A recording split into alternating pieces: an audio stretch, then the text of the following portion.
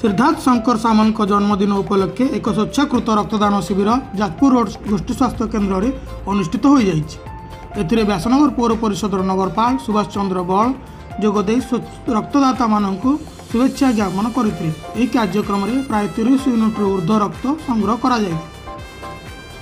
रक्तदान को सफल करने अनेक युवक युवती स्वेच्छाकृत भाव में रक्तदान करते। जन्मदिन में यही रक्तदान शिविर कले रक्त अभाव दूर होगा आगामी भविष्य अनुप्राणित होबे बोली बुद्धिजीवी और समाजसेवी मध्य प्रतिक्रिया प्रकाश पाई। व्यासनगरवासी यह स्वागत करने सह सामाजिक गणमाध्यम सिद्धार्थ को जन्मदिन उपलक्षे शुभेच्छा जणाई। खूब कम बयस उत्तम राजनेता होइथिबारु समस्त दल पक्षर जन्मदिन में पाखक शुभेच्छार सुह छुटी।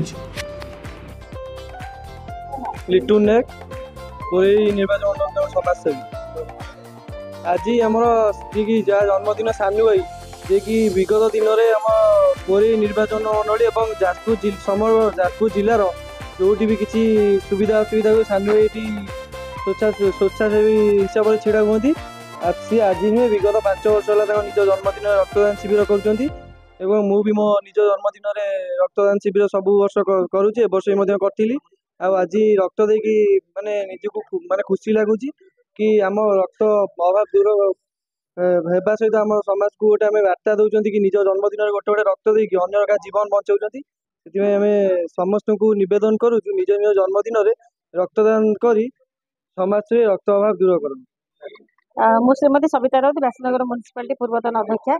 आज आम 14 number ward councillor Vyasanagar municipality मोर श्रद्धेय सिद्धार्थ सामल जे कि सानू समस्तर अति प्रिय समस्तर सानूर आज शुभ जन्मदिन। से जन्मदिन अवसर में मुझे प्रथम शुभेच्छा ज्ञापन करने सहित से जड़े मानने सबुठ आमयिक और सरल व्यक्तित्वर पिलाटी एवं अनेक स्वेच्छासेवी अनुष्ठान सांग बंधु माने समस्ते आज से जड़े समस्त अति प्रिय भाजन।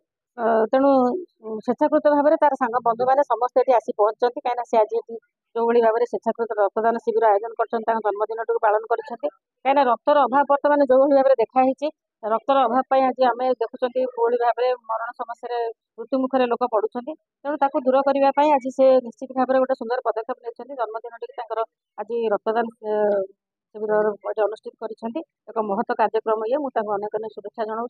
आम अंचल कहारी जमी कौन असुविधा न हो रक्त अभाव रक्त अभाव कई मृत्यु मुखर न पड़तु कौन असुविधा न हो ये प्रभु निकट प्रार्थना।